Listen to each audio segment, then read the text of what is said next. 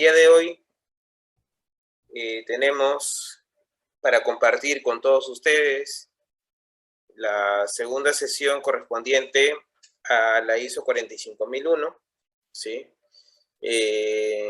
Rápidamente vamos a pasar a la parte de la agenda, ¿sí?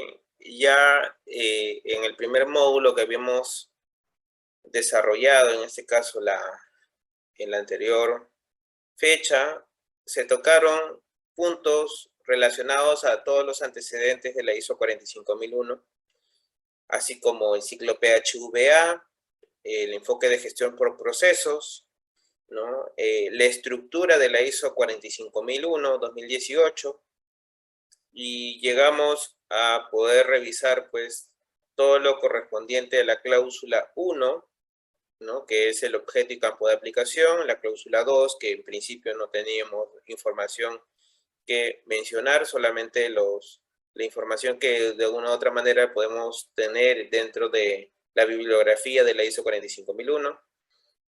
La cláusula 3, términos y definiciones, y llegamos a la parte de la cláusula 4, contexto de la organización. Bien, entonces, en principio, nos quedamos hasta dicho punto. Entonces, el día de hoy tenemos preparado la parte de la cláusula 5 y la cláusula 6, que corresponde al liderazgo y participación de los trabajadores, y la cláusula 6, que corresponde a la planificación. Bien, entonces, como toda masterclass, las recomendaciones de inicio: ingresar en este caso colocando sus datos completos, nombres y apellidos, mantener el micrófono y las cámaras apagadas durante el desarrollo del curso, ¿no? Para realizar consultas o preguntas en referencia, en este caso, al tema, pueden encender el micrófono o, en su caso, pueden escribirlo a través del chat, ¿sí? De igual manera, en la parte final de la masterclass dejaremos un tiempo prudente para poder, en este caso, responder cualquier inquietud o consulta, ¿sí? En caso de que se presente algún tipo de desconexión, invitamos que siempre tengamos a la mano el link de acceso para, en este caso, restablecer nuestra conexión, ¿sí? Bien, como habíamos hablado en la sesión anterior, el objetivo del curso es conocer la estructura y los requisitos de la norma internacional ISO 45001 a fin de poder generar el proceso de implementación, ¿no? Entonces, esta parte ya la hemos visto hasta la cláusula número 4, que es el contexto de la organización, ¿no? Habíamos revisado la parte del alcance, ¿no? En la parte final, y el sistema de gestión en sí. Bien, entonces el día de hoy vamos a revisar específicamente la cláusula 5 y la cláusula 6. Bien, entonces, en lo que respecta a la cláusula 5, hace referencia al liderazgo y participación de los trabajadores. Y dentro de esta cláusula vamos a revisar 4, ¿no?, requisitos muy importantes que hacen referencia al liderazgo y compromiso, a la política de seguridad y salud en el trabajo, a los conceptos de roles y responsabilidades y autoridades en la organización, y por último, en la cláusula 5 vamos a revisar la consulta y participación de los trabajadores. Bien, entonces vamos a iniciar primero con el punto 5.1, ¿no?, que corresponde al liderazgo y compromiso, ¿no? Ya habíamos mencionado de que de existir el concepto o la palabra debe, ya nos genera a nosotros una obligación de generar un proceso de implementación, ¿no? Entonces, ¿qué nos dice acerca de este punto de la cláusula 5? Nos menciona que la alta dirección, es decir, los directivos, ¿no? Los máximos representantes de nuestra organización, ¿no?, debe demostrar, ¿no?, liderazgo y compromiso con respecto al sistema de gestión de seguridad y salud en el trabajo. O sea, nos está diciendo que los directivos tienen que demostrar, y como hay un debe, tenemos que tener obviamente el sustento al respecto, ¿no? Entonces, vamos a hablar algunos puntos que corresponden a este liderazgo y compromiso que tenemos que demostrar por parte de la alta dirección. Por ejemplo, uno de ellos vendría a ser la responsabilidad y rendición de cuentas. Desde el punto de vista, ¿no? Para poder, en este caso, llevar a cabo todo lo concerniente a la prevención de las lesiones, el deterioro de la salud, que obviamente puede presentarse, ¿no? En los trabajadores, así como la provisión de actividades. Hay que hacer todo un proceso de asignación, de provisión, en este caso, a fin de que todos los procesos que ya están planificados se puedan ejecutar. Y obviamente garantizar también de que existe un lugar de trabajo seguro y saludable, ¿no? Ese es el grado de responsabilidad de la alta dirección, ¿no? A fin de poder generar el cumplimiento de este punto. Quizás uno puede preguntarse, ¿no? ¿Cómo lo podemos de repente validar? Bueno, dentro del manual de organización y funciones de los directivos, deben plasmarse ciertas responsabilidades asignadas a seguridad y salud en el trabajo. La otra manera es estableciendo una política, que lo vamos a ver más adelante, en donde se generan los compromisos, ¿no? En la cual incluso se encuentra firmado por el máximo representante, dando liderazgo, ¿no? Y dando a entender de que se comprometen al cumplimiento de lo dispuesto en la política. En este caso, el compromiso de la prevención de accidentes o enfermedades ocupacionales, ¿no? El compromiso del cumplimiento de los requisitos legales, ¿no? De brindar pues ambientes seguros y saludables, entre otros, ¿no? Asimismo, el grado de responsabilidad no solamente está en firmar, sino obviamente velar porque todo esto se cumpla, ¿no? Por eso que cuando veamos ya en la parte de verificación del sistema de gestión, ¿no? Vamos a darnos cuenta de que ellos participan en un proceso de revisión por la dirección, ¿no? Y en esta revisión por la dirección se comienza a evaluar cuáles han sido, ¿no? Prácticamente las medidas que se han adoptado dentro de un programa, qué tan efectivos han sido, se han cumplido las metas o objetivos, y en base a ello se comienzan a establecer pues opciones o medidas de mejora, ¿no? Para que la siguiente gestión del siguiente año obviamente pueda mejorar. Y como obviamente está enlazado, ¿no? La alta dirección también demuestra este liderazgo y compromiso, como habíamos mencionado, a través de la política. Y obviamente no solamente en la política, sino en los objetivos, donde obviamente los objetivos van a estar alineados a cada compromiso de la política. Si obviamente mi política es reducir, o en este caso, se compromete a minimizar los accidentes de trabajo y enfermedades ocupacionales, entonces obviamente tengo que tener un objetivo que permita alcanzar dicho compromiso. Entonces van a estar alineados, ¿no? ¿Qué más? La integración de los requisitos en los procesos de negocio, es decir, ya habíamos hablado que nuestro sistema de gestión de seguridad y salud en el trabajo, a través de la ISO 45001, ¿no? Habíamos mencionado de que tiene que ser, ¿no? Adaptable con los otros sistemas de gestión. Y como es bajo una estructura que es similar a la ISO 14001, a la 9001 y a otras normativas internacionales, porque están adoptando el anexo, bajo la estructura del anexo SL, entonces esto hace de que la integración de todos los sistemas de gestión de la organización, es decir, sus requisitos que tienen que cumplir, van alineados al proceso del negocio o van alineados a nuestro plan estratégico como empresa, ¿no?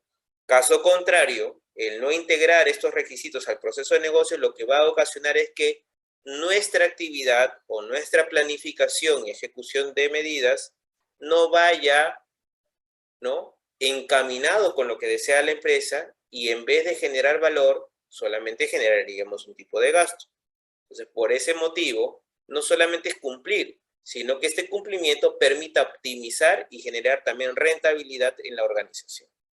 Cuando nosotros veamos el proceso de implementación, no solamente basta en cumplir la normativa legal, no solamente basta en cumplir los requisitos de la norma internacional, sino también adaptarlo para que la empresa genere rentabilidad. Si no, prácticamente estamos generando, ¿no? Un estancamiento económico a la organización, no le está generando algún tipo de beneficio. Es decir, si bien es cierto, estamos brindando seguridad y salud a las personas, pero tiene que ir un poco más allá. Entonces, todos los procesos tienen que permitir generar un valor agregado en la organización. ¿Sí? ¿Qué más? Tenemos que asegurar los recursos necesarios, es decir, la alta dirección tiene que proveer. Cuando hablamos de proveer, hablamos de todo tipo de recursos necesarios para la implementación del sistema y su mantenimiento.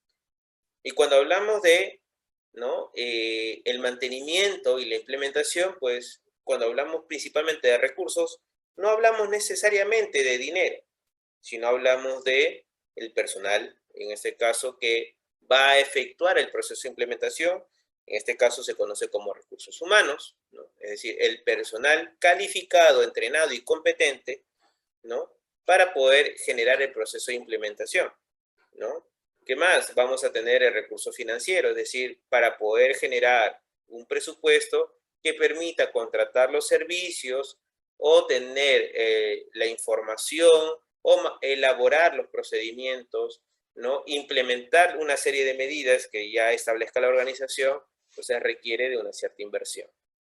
¿Está bien? Así también hablamos del tiempo, ¿no?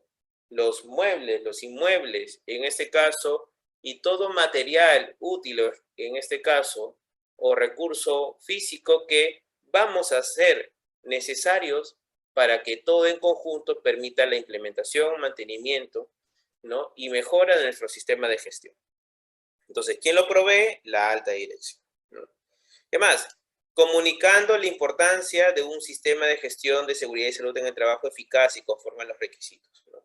Es decir, la alta dirección tiene que demostrar, ¿no?, ese liderazgo tratando de comunicar a las diversas partes de la organización y los grupos de interés, ¿no?, en este caso las partes interesadas, internas y externas, en donde demostremos que se está generando un proceso eficaz de gestión de seguridad y salud, ¿no? Asimismo, hay que asegurar alcanzar los resultados previstos, ¿no? Es decir, la alta dirección no solamente basta en asignar o delegar ese grado de responsabilidad para el cumplimiento de nuestro sistema de gestión. No basta con eso, sino que ellos deben ser partícipes en todo el proceso a fin de poder evaluar y asegurar de que esos resultados deseados, que obviamente van enlazados a nuestros objetivos y metas, ¿no?, permitan tener resultados adecuados o previstos. Caso contrario, se tendrá que tomar una decisión en caso no se esté alcanzando estos resultados y obviamente se tendrá que adoptar la mejor medida para poder, en este caso, alinearnos, ¿no?, a lo que se espera, ¿no? Asimismo, hay que dirigir y apoyar a las personas, parte de la alta dirección, ¿no? Hay que asegurar y promover la mejora continua, es decir, todos los años, por más que no ocurran quizás accidentes, es necesario evaluar si los procedimientos, estándares, registros, ¿no?, y todo tipo de herramientas de gestión o parte de la actividad que desarrollamos en la organización, todo puede mejorar continuamente, ¿no? A veces hay organizaciones que pasan procesos de auditoría y no tienen ninguna no conformidad, pero sí tienen oportunidades de mejora. Entonces, a partir de ello podemos canalizar aquella información e incluso poder tener más referencias de qué cosas podríamos mejorar. Incluso ahí entra una parte, ¿no?, del proceso de participación y consulta en donde podemos interactuar con el personal en general, es decir, con los trabajadores, para recabar información que nos pueda servir como referencia, ¿no?, a medidas que quizás los trabajadores conocen y que quizás hayan evaluado que es necesario y nosotros como organización o como parte de la alta dirección no lo teníamos contemplado. Entonces es posible, se evalúa la necesidad de poder implementar, ¿no? ¿Qué más? Apoyando otros roles pertinentes de la dirección, ¿no? Asimismo, desarrollar, liderando y promoviendo una cultura de la organización. Es decir, tienen que promover una cultura de seguridad y salud. Entonces, si voy a tratar de promover una cultura de seguridad y salud, entonces tengo que demostrar con el ejemplo. Sería ilógico que yo entre a una planta industrial donde las políticas y estándares exijan el cumplimiento de ciertas medidas de seguridad para el ingreso a un espacio específico, pero en este caso los de la alta dirección, porque bueno, no frecuentan muy seguido, acuden prácticamente sin adoptar algunas medidas de protección. Vamos a colocar un ejemplo, equipos de protección personal. Entonces, la cultura, ¿no? O los hábitos, ¿no? Que se van a establecer dentro de la organización, tiene que partir obviamente con el ejemplo, ¿no? Y esto tiene que verse reflejado en la alta dirección, para que obviamente todas las jerarquías de menor grado, en este caso a comparación del organigrama que puede establecer la empresa, obviamente pueda visualizar de que si hay un compromiso por parte de ellos, ¿por qué los demás no deberíamos hacer? ¿Qué más? Protegiendo a los trabajadores de represalias, ¿no? Es decir, hay sucesos o casos en donde los trabajadores tienen, ¿no? O se ven, en este caso, enfrentados en situaciones de represalias. ¿Por qué? Porque ocurrió un incidente, porque ocurrió un accidente, ¿no? O que se presentaron riesgos u otro tipo de situaciones en las cuales el colaborador quizás por ese motivo no informa, no comunica, y hace que condicione, ¿no? A que el trabajador nunca informe un evento, ¿no? Y eso no es la idea, sino poder dar libertad para que las personas reporten los incidentes, ¿no? Los accidentes, o en este caso también cualquier acto o condición insegura, ¿no? Y con la intención, pues, de que si lo reportan, no tendría que haber represalias, ¿no? A veces uno puede pensar, ¿no? Esta persona constantemente reporta condiciones inseguras, ¿no? Y lo ven mal, ¿no? Incluso los supervisores reflejan un poco mal ese hábito y tratan de quizás amenguar ese resultado bueno de la persona, y no es la idea, ¿no? Entonces, la alta dirección tiene que proteger en este caso ante esas posibles situaciones al trabajador. ¿Qué más? Hay que asegurar que la organización establezca e implemente procesos para la participación y consulta, es decir, la alta dirección tendrá que evaluar, ¿no? Mecanismos, ¿no? O procesos que se pueda permitir la participación y consulta de los trabajadores, ¿no? Convocación de reuniones o juntas, ¿no? Buzones de sugerencias, ¿no? Reuniones con el personal por bloque o por área a fin de recabar información, ¿no? Participación en la elaboración de las herramientas de gestión de seguridad, por ejemplo, participación en el IPER, participación a través del Comité de Seguridad y Salud en el Trabajo, entre otras opciones, ¿no? Bien.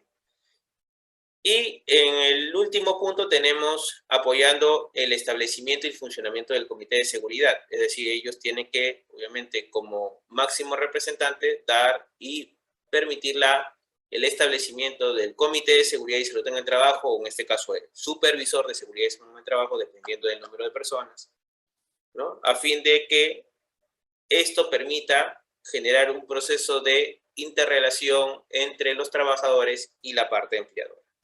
¿Bien? Entonces, con estas medidas, si las adoptamos de manera eficiente, podemos asegurar el cumplimiento, ¿no? del liderazgo y compromiso que menciona su cláusula 5.1, ¿no? Bien, vamos ahora a la sección 5.2. En la sección 5.2 nos hace referencia a la política de la seguridad y salud en el trabajo. Esta política, que obviamente la mayoría de nosotros quizás ya conoce, ¿no? Nos detalla en el requisito que la alta dirección debe, ojo, debe establecer, implementar y mantener una política de seguridad y salud en el trabajo. Entonces, ya existe nuevamente la palabrita debe. Por tal motivo, necesitamos contar con dicha información. Bien, ahora, en lo que respecta a la política, ¿sí? Es importante conocer qué es lo que nos exige en este caso, la norma internacional ISO 45001, para poder, en este caso, aplicar, ¿no? la información como medida de cumplimiento dentro del establecimiento de nuestra política. ¿Está bien? Porque a veces quizás ustedes pueden mencionar, mi política está correctamente elaborada, tiene todos los puntos que debe contar una política desde el punto de vista de la ISO 45001. Aparte, se encuentra alineada a la normativa legal, entonces es muy importante alinear una política. ¿Está bien? Entonces, ¿qué nos dice la política de seguridad y salud en el trabajo desde el punto de vista de la ISO 45001? Nos dice que tiene que, primero, incluir un compromiso, o sea, hay que plasmar un compromiso, ¿no? En donde se mencione de que la organización o el máximo representante de la organización proporcione condiciones de trabajo seguras y saludables. Puede ir con esa misma descripción o puede ir con un concepto similar, pero que garantice o proporcione las condiciones de trabajo seguras y saludables. Ese es el compromiso que tiene la organización. ¿Qué más? Que sirva como marco de referencia, o sea, esta política servirá como marco de referencia, es decir, cuando tenga la política final, ¿no? Con ese documento lo tomaré como referencia para yo, como organización o como alta dirección, establecer los objetivos de la seguridad y salud en el trabajo. Porque los objetivos no pueden prácticamente establecerse sin haber contado previamente con una política, sino prácticamente ¿qué estaría alcanzando esos objetivos? Recuerden, y nuevamente repito que habíamos mencionado en el punto anterior, los objetivos van enlazados a cada compromiso que se establezca dentro de la política de seguridad y salud en el trabajo. Por eso que van alineados. Entonces, para yo elaborar los objetivos, necesito obligatoriamente la política, ¿no? Entonces, esa es la idea, ¿sí? Entonces, cuando yo tenga que elaborar entonces los objetivos, cojo la política, leo los compromisos y a partir de ello establezco mis objetivos. ¿Qué más? Cumplimiento de los requisitos legales, ¿no? Y otros requisitos, ¿no? Entonces ya acá nos da a entender de que debe existir un compromiso que permita, en este caso, relacionar que la organización o la alta dirección, ¿no?, garantice el cumplimiento de los requisitos legales. Y también nos menciona el concepto de otros requisitos. En el caso de otros requisitos hablamos de lo que la empresa, en este caso, desea adoptar de manera voluntaria o que forman parte de otros requisitos que quizás, ¿no?, forman parte de las exigencias de clientes o de las diversas partes interesadas en la cual la organización ha sido, en este caso, evaluado y lo ve como una necesidad de implementar de manera obligatoria. Los otros requisitos ya la organización lo establece o las acepta, ¿sí? En cambio, los requisitos legales, como está en base a una normativa, obviamente, ¿qué nos queda? Generar cumplimiento, ¿no? Bien, ¿qué más? Eliminar los peligros, reducir los riesgos para la seguridad y salud en el trabajo, ¿no? O sea, no solamente basta en brindar condiciones seguras y saludables, porque las condiciones pueden existir, pero nosotros, muy aparte de ello, tenemos que eliminar los peligros, porque puede ser producto de la actividad humana, o producto de la falta de mantenimiento, ¿no? O de repente he contratado servicios tercerizados o de intermediación y estas pueden conllevar a peligros. Entonces, hay que eliminar peligros y a su vez reducir los riesgos para la seguridad y salud en el trabajo. ¿Qué más? Debe contener la política, el concepto de mejora continua. Habíamos mencionado que nuestro sistema de gestión se basa dentro del ciclo de PHVA, el ciclo de mejora continua. Entonces, debe haber un compromiso que garantice aquello mencionado, ¿no? Y por último, nos menciona que debe establecerse el concepto de participación y consulta o consulta y participación de los trabajadores. Es decir, que permita que se establezca la participación y consulta dentro de la organización. Entonces, teniendo como referencia estos puntos, ¿no?, entonces, vamos a aterrizarlo entonces en una política, ¿sí? Vámonos entonces a adelantarnos un poquito, ¿sí? Vamos a adelantarnos un poquito y acá vemos la imagen de una política. Ahora, esta política hay que tener en cuenta lo siguiente. Hay que evaluar también qué nos exige la normativa legal. Pero antes de ir a la exigencia de la normativa legal, vamos a mencionar unos puntos adicionales que debemos también contemplar con respecto a la política. Entonces, ¿qué nos dice también acerca de la política de seguridad y salud en el trabajo la ISO 45001? Nos dice que la política debe, o sea, tenemos que sí o sí hacer la implementación. ¿De qué? De que debe estar disponible como información documentada. Entonces, habíamos mencionado que cuando encontrábamos esta palabrita de información documentada, significa de que tiene que haber evidencia, ¿no?, sustentable ante cualquier proceso de auditoría o alguna solicitud por entidades fiscalizadoras.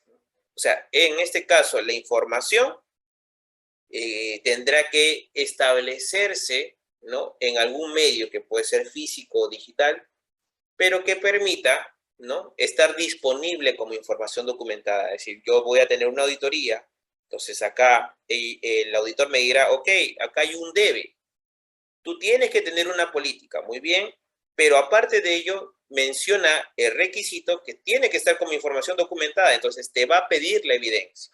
Y la evidencia obviamente vendría a ser el papel firmado, ¿no?, donde se establecen los compromisos. Pero no solamente basta con la firma, no solamente basta con el documento, porque también nos establece otros puntos. Por ejemplo, que sea comunicado dentro de la organización. Es decir, el ser comunicado, ya la organización verá el mecanismo de cómo hacer el proceso de comunicación o difusión de dicha política, ya sea en medios físicos o medios virtuales, pero que garanticen de que hay una comunicación dentro de la organización, ¿no? Por eso que en muchas organizaciones vemos la política pues ampliada, ¿no? O de repente en cuadros, ¿no?, o en afiches ubicados de manera estratégica dentro de la organización, principalmente en los ingresos, ¿no?, o en las zonas de alta aglomeración de personas. Entonces, por ese motivo, ¿no?, ya la empresa garantiza el proceso de comunicación. Que obviamente cuando veamos comunicación interna y externa, vamos a tratar de reflejar cuáles son esos mecanismos de comunicación que la organización establece para garantizar, por ejemplo, esta comunicación de la política, ¿no? ¿Qué más? Debe estar disponible para las partes interesadas, según sea apropiado.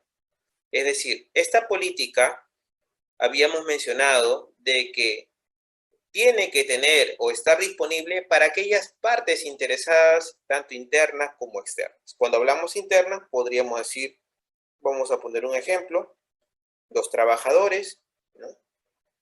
Podemos poner un ejemplo, por ejemplo, los accionistas, ¿no?, el personal de la alta dirección, ¿no?, o los representantes, ¿no? Y las partes interesadas externas hablamos pues de, por ejemplo, proveedores, contratistas, ¿no?, clientes, ¿no?, y obviamente quizás el Estado o entidades que certifiquen o califiquen, en este caso, la gestión en la cual nosotros nos desempeñemos, ¿no?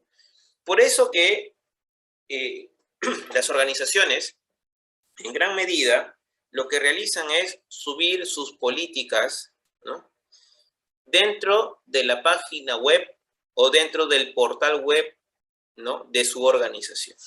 Porque de esa manera están permitiendo o estar disponiendo dicha política hacia las diversas partes interesadas. Es decir, yo soy un cliente, quiero trabajar con esta empresa. Por ejemplo, es una empresa de construcción. La empresa de construcción, por ejemplo, tiene su política. Ah, me parece genial porque ellos me están garantizando de que hay un sistema de gestión bajo certificación internacional. Obviamente, me garantiza a mí como proveedor, o en este caso como cliente, de que esta empresa va a cumplir todos los estándares de seguridad, ¿no? Entonces, por tal motivo, el hecho de yo buscarlo en la página web, ya tengo la disponibilidad de visualizar su política de seguridad y salud, ¿no? Pueden haber otros mecanismos, ya la organización lo establece. ¿Está bien?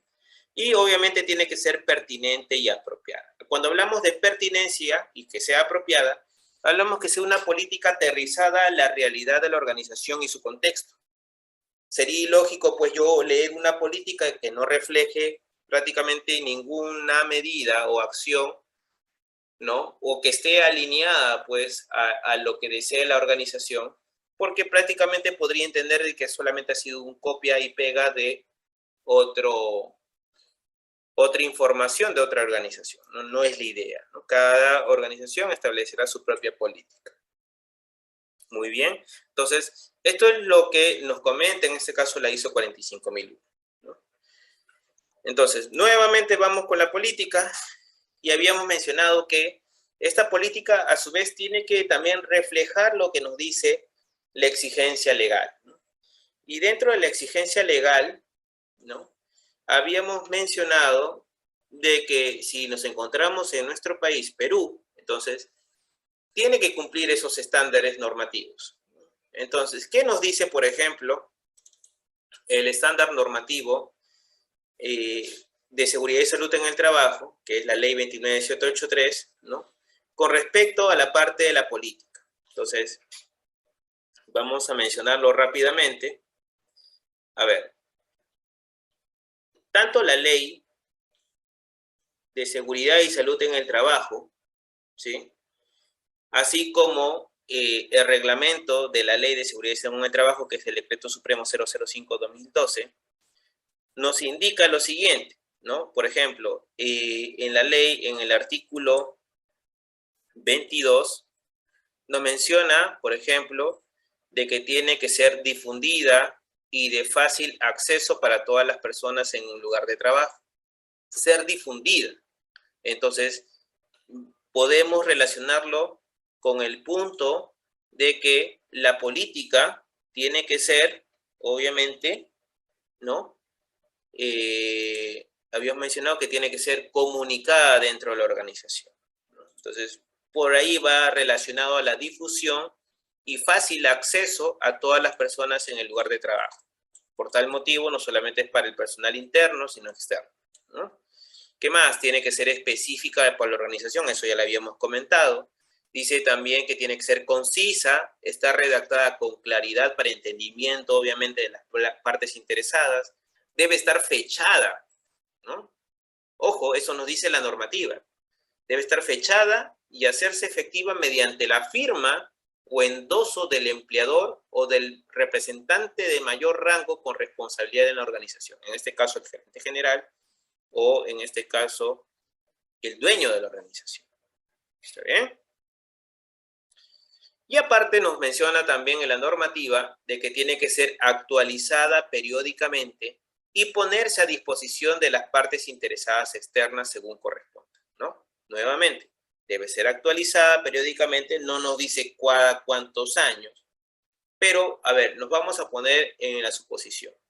A ver, por favor, más o menos, ustedes coméntenos cada cuánto tiempo hacemos, a ver, la actualización de nuestros planes estratégicos en la organización. A ver, imagínense, o de repente ustedes forman parte de una compañía, ¿no? Les invitan a revisar el plan estratégico de la organización. Más o menos, ¿cada cuánto tiempo abarca esos planes estratégicos? ¿1 año, 2 años, 3 años, 4 años, 5 años? A ver, por favor, coméntenos, por favor. Acá Héctor nos comenta que anualmente hacen su evaluación de su plan estratégico. Muy bien. Alexa también, anual, ¿no? Otras organizaciones de repente no solamente lo hacen anual. Ojo, eso no significa de que esté mal, ¿ya? A ver, generalmente los planes estratégicos lo que buscan es proyectarse, ¿no?, en un posible evento futuro, ¿no? En este caso, por eso es muy importante que cuando se establezca el plan estratégico vaya alineado a la parte de la misión y visión de la organización. ¿Está bien?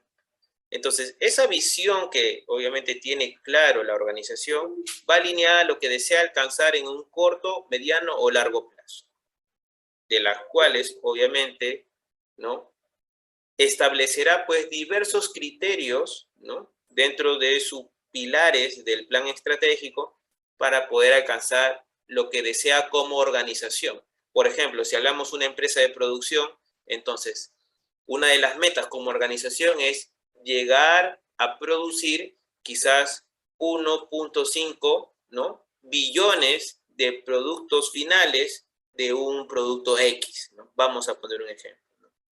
O generar, pues, de repente la extensión o el abarcamiento comercial, ¿no?, de nuestro alcance, de repente, no solamente en los 4 o 5 países que se encuentran, sino ir un poco más allá, ¿no? O de repente solamente se vende localmente, entonces se desea extender, ¿no?, ese alcance a nivel mundial. ¿no? O regional, ¿no?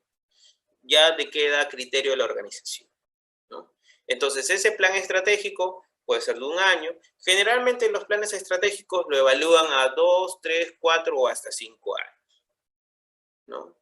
Entonces, como hay un plan a largo plazo, ¿no? Entonces, se supone que si yo, vamos a poner un ejemplo, el plan estratégico lo habilito o doy a conocer con el personal cada 3 años, entonces significa de que cada 3 años las estrategias de la organización posiblemente cambien, ¿no? Entonces, si mi estrategia cambia, ¿la política debería cambiar? Claro que sí, porque la política va alineada a ese plan estratégico, ¿no? Pero ¿qué sucede? La política se queda estancada y eso está mal.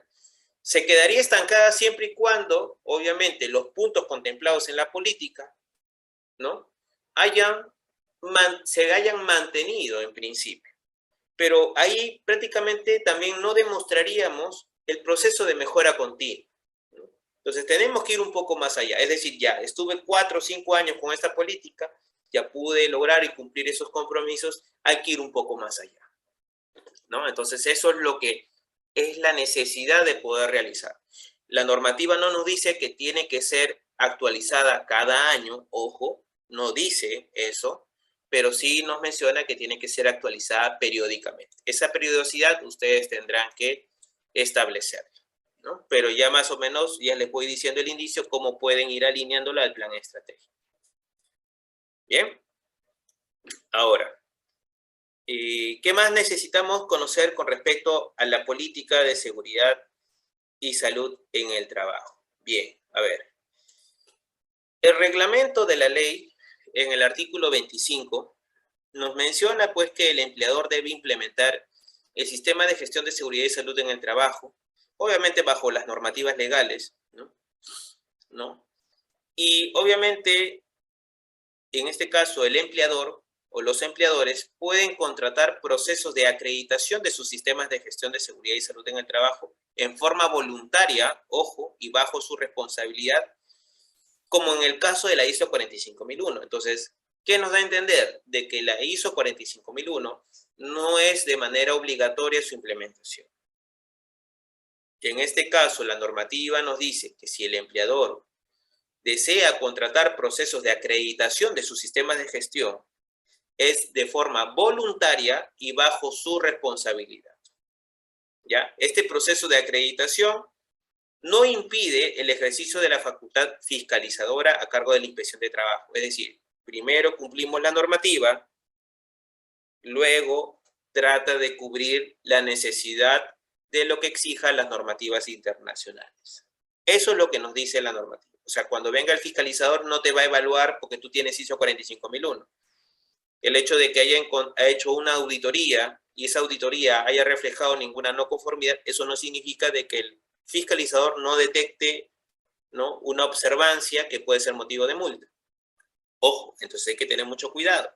Recuerden que las auditorías generalmente son, en algún principio, ¿no?, aleatorias en lo que respecta al muestreo de toda la información que se maneja dentro del sistema.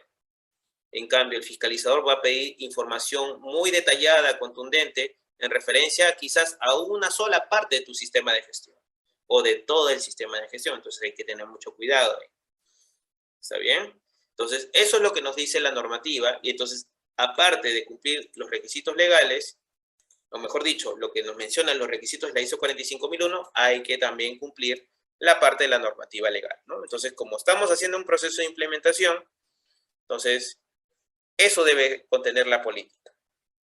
Bien, entonces acá, por ejemplo, tenemos una política, ¿no? Dice, la empresa, ¿no?, ABC es una organización dedicada a servicios de ingeniería y construcción con alcance internacional, ¿no? Ojo, con alcance internacional. Asimismo, es consciente de la importancia de contar con un adecuado sistema de gestión de seguridad y salud en el trabajo, por lo cual establece los siguientes compromisos, ¿no? Por ejemplo, proporcionar condiciones de trabajo seguras y saludables. Eso es lo que habíamos mencionado al inicio, ¿no? Asimismo, junta con otro punto que dice para la prevención de lesiones y deterioro de la salud. O sea, ya está juntando ahí dos requisitos muy importantes que habíamos mencionado, que se plasma en un solo compromiso. ¿Qué más? Preservar la seguridad y salud de todos los miembros de la organización. Habíamos hablado que también se tiene que prevenir las lesiones, dolencias o enfermedades, o en este caso ya abarca algunos puntos adicionales, ¿no? Incidentes relacionados con el trabajo. ¿Qué más? Cumplir los requisitos legales, eso es lo que habíamos comentado, ¿no? Y otros requisitos que suscriba la organización, ¿no? Ahí, en este caso haría referencia a los otros requisitos, ¿no? Garantizar la participación y consulta activa de todos los elementos del sistema de gestión por parte de sus trabajadores y sus representantes. Entonces, también estamos dando cumplimiento a ese punto. Establecer la mejora continua en el desempeño de nuestro sistema de gestión, permitir que el sistema de gestión sea compatible con otros sistemas de gestión, ¿no? Para generar un proceso de integración de sistemas, ¿no? Por eso que en algunas organizaciones cuentan con sistemas integrados de gestión, ¿no? Se maneja bajo un mismo principio, bajo mismos estándares, obviamente todo alineado, ¿no? Promover una cultura de prevención de riesgos de forma segura y responsable, ¿no? Y asimismo nos menciona que la presente política de seguridad y salud en el trabajo se implementa, mantiene y se comunica a todos los trabajadores que laboran en las instalaciones de la empresa ABC, ¿no? Ya sea que hayan sido contratados de forma directa o de forma indirecta, con el propósito de recordarles su compromiso en materia de seguridad, ¿no? Entonces, prácticamente se estableció una política con alcance general, ¿no? Vemos la parte fechada, ¿no? Vemos la versión, por ejemplo, que se está manteniendo, ¿no? Esto es una evidencia de que esta política ha estado, pues, modificándose cada cierto tiempo. Ya tenemos una versión 4. Este también es un indicio que tranquilamente no es obligatorio, pero sería un indicio a que se haga la consulta por parte del auditor en un proceso de certificación, en donde valide, pues, ¿no? Ok, hay una versión 4, significa de que ha estado cambiando de manera constante o periódica desde un determinado tiempo. Por lo menos está garantizando de que esta política se está mejorando. Muy diferente sería de que obviamente no se cuente con ninguna versión, da a entender de que la política nunca ha sido actualizada, ¿no? Ahí generaría una constancia de que hay un cumplimiento legal, ¿no? Y aparte de que no hay un proceso de mejora dentro del sistema de gestión, ¿no? Y obviamente está la firma del gerente general, ¿no?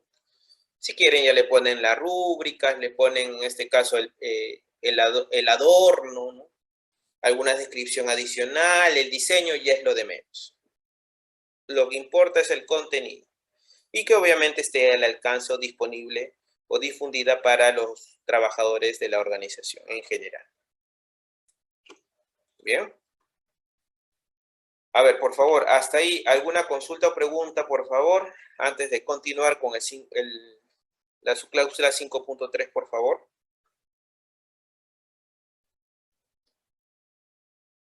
¿Alguna consulta o pregunta?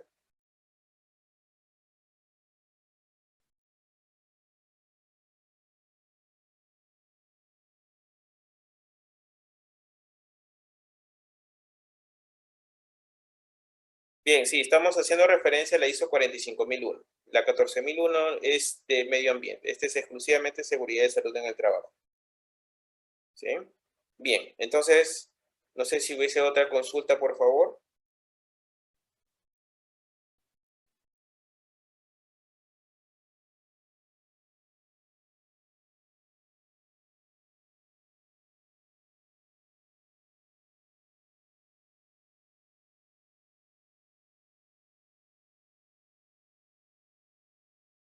Bien, ok, entonces continuamos. Vamos entonces a la parte de la sección 5.3, ¿no? Que referencia a roles, responsabilidades y autoridades en la organización. Bien, en esta sección, lo que nosotros vamos a comentar y nos establece la ISO 45001 es nuevamente la palabrita debe, ¿no? Entonces, ¿qué nos dice? Que la alta dirección debe asegurarse de que obviamente las responsabilidades y autoridades para los roles pertinentes dentro del sistema de gestión se asignen y comuniquen a todos los niveles de la organización. Entonces, por ejemplo, nosotros tenemos un organigrama, ¿no?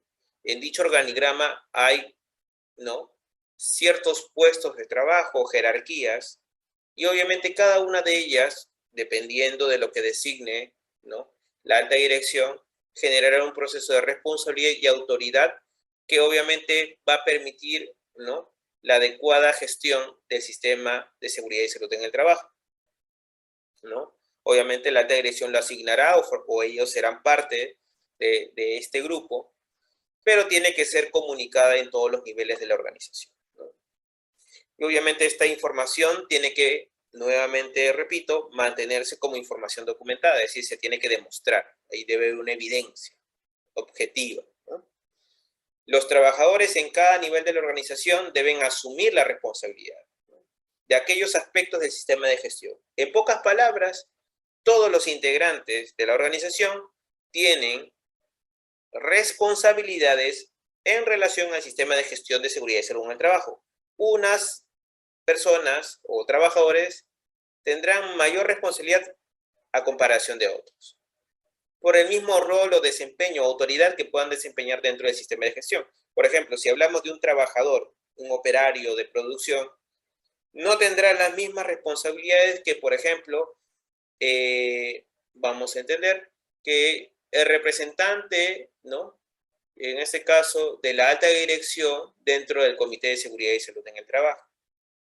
Por ejemplo, un jefe o un director, ¿no?, o un directivo de la organización no tendrá las mismas responsabilidades en comparación a un supervisor de operaciones. Porque obviamente, dependiendo del grado, dependiendo de las actividades que desarrolla cada trabajador en la organización, estas tendrán que ir alineadas a su grado de responsabilidad y autoridad con el fin de poder, ¿no?, cumplir, y esto beneficia al sistema de gestión, ¿no? Entonces, lo que tiene que hacer la alta dirección es asignar las responsabilidades y autoridades. ¿Para qué? Para que el sistema de gestión, ¿no?, funcione de manera correcta. ¿Está bien? ¿Cómo yo evito de que un trabajador incumpla algún cierto grado de responsabilidad respecto al sistema de gestión? Bueno, lo asigna y obviamente define dentro de la estructura de su manual de organización y funciones, ¿no?, y plasma aquellas responsabilidades como tal, ¿no? Por ejemplo, vamos a poner una situación, ¿no? Sabemos que todos los trabajadores tienen que asistir de manera obligatoria a sus capacitaciones de seguridad y salud en el trabajo, ¿no? Ahora, asimismo, hay que tener claro de que los trabajadores, por ejemplo, tienen que acudir a sus exámenes médicos ocupacionales. Tenemos también claro de que los trabajadores tienen que cumplir los estándares de seguridad, ¿no?, o reportar, por ejemplo, la ocurrencia de un incidente que haya ocurrido dentro de la organización. Entonces, esos grados de responsabilidad, ¿no?, entonces permite de que se plasme en algún documento y evidencie, porque acá hablamos de información documentada, de que tienen responsabilidades que cumplir en cada puesto de trabajo. ¿Está bien? Entonces, cuando nos pidan información, sustenten esos manuales de organización y funciones de los trabajadores en la parte de responsabilidades, y obviamente esto conllevará a que se está evidenciando que cumpla con ello. Obviamente eso no basta, ¿no? Lo que pedirá quizás el auditor es, invitará a un puesto X o aleatorio y obviamente pedirá a ver si conoce esas funciones y responsabilidades, porque no solamente basta, ¿no?, en haber hecho la elaboración del documento, sino que el trabajador es consciente de esas responsabilidades. Entonces, forma parte de generar, pues, un proceso de capacitación al trabajador con respecto a esas responsabilidades o roles que desempeña dentro de la organización en el sistema de seguridad y salud en el trabajo, ¿no? Asimismo, la alta dirección informa sobre el desempeño del sistema de gestión. Entonces, también como ellos parte de responsabilidad, tienen que hacer cumplimiento a ello. Entonces, en principio parte de ello, ¿no? La información tiene que estar evidenciada para su proceso de validación ante cualquier auditoría. ¿Qué más? Vamos a hablar, por ejemplo, de algunas consideraciones con respecto a este punto, ¿no? Por ejemplo, documentación consolidada, ¿no? Una forma de cumplir con el requisito es contar con un documento para roles y responsabilidades, ¿no? Que incluyan todos los cargos, responsabilidades y autoridades del sistema de gestión. Es decir, manejo un organigrama muy aparte del manual de organización y funciones, donde incluyan todos los cargos y se establezcan responsabilidades y autoridades del sistema de gestión, ¿no? Con nombres, cargos, ¿no? Puestos, lo que ustedes quieran establecer, pero esté correctamente elaborado o sintetizado, ya sea en un diagrama o en un listado. Así es que si algún auditor pregunta, obviamente sabe a quién se está dirigiendo. Bien, ¿qué más? Puede establecerse una documentación quizás no consolidada en este caso, sino una documentación dispersa. Entonces, cuando hablamos de una documentación dispersa, hablamos de que se establece una metodología para poder evidenciar roles y responsabilidades, en donde obviamente yo, como alta dirección, asigno funciones y responsabilidades dentro de los documentos de cada proceso, que en otras palabras vendría a ser el manual de organización y funciones o los procedimientos para cada proceso que obviamente enmarca la organización. Recuerden que cada procedimiento también contiene, ¿no?, responsabilidades de las diversas partes que obviamente van a dar cumplimiento a dicho procedimiento. Vamos a poner un ejemplo. Procedimiento, ¿no?, de fabricación, ¿no?, de sillas en la línea número 1. Muy bien. Entonces, dentro de ese procedimiento, de ese proceso productivo, habrá una parte que diga responsabilidades, ¿no? Gerente de producción, jefe de producción, supervisor de producción, operario de producción. De repente involucrará al supervisor de seguridad, ¿no? Y algún directivo, recursos humanos, logística, entre otros.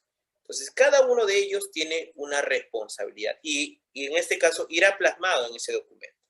En pocas palabras, lo que estamos haciendo es leer esas responsabilidades que tiene cada persona, pero ya no está centralizada, sino está dispersa en toda la organización, a través de procedimientos, manuales y otro tipo de documentación. No está consolidada como la versión anterior que habíamos comentado, donde todo se encuentra en un organigrama, en una información en base al listado consolidada.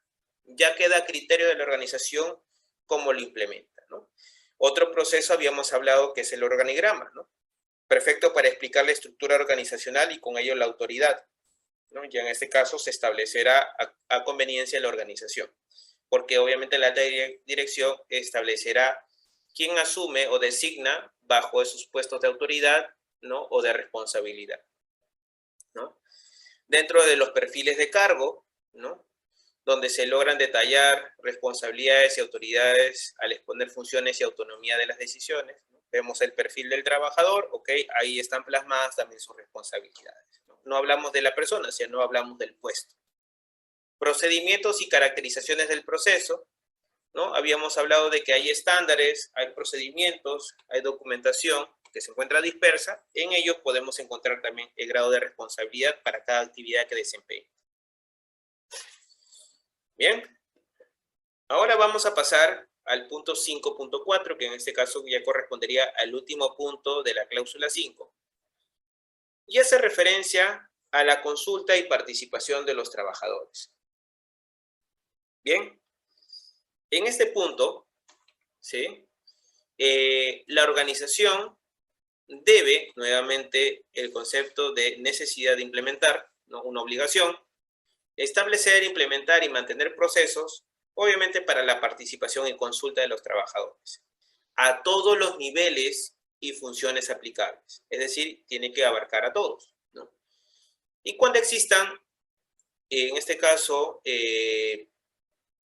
la posibilidad de que se presente, en este caso, ya sea un comité de seguridad y salud en el trabajo, o un supervisor de seguridad y salud en el trabajo, o subcomités, en caso aplique, ¿no?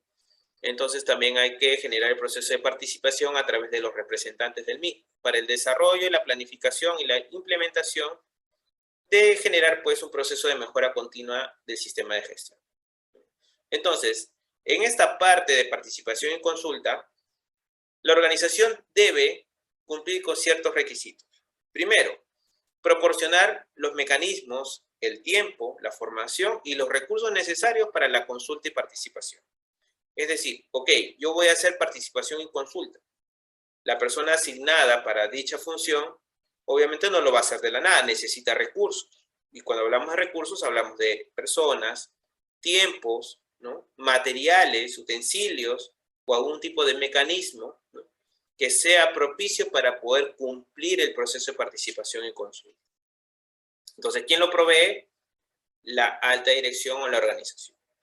Bien, ¿qué más? Proporcionar el acceso oportuno a información clara, comprensible y pertinente sobre el sistema de gestión. O sea, hay información a través del proceso de comunicación que vamos a establecer, ¿no?, en la cual la organización tiene que comunicar de manera oportuna y de manera clara frente a ello.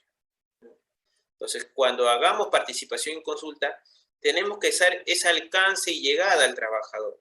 A veces con esos conceptos técnicos, con esos conceptos que quizás puedan marear un poco al trabajador, hace que él no comprenda mucho el criterio y por tal motivo el trabajador solamente escucha y nunca habla.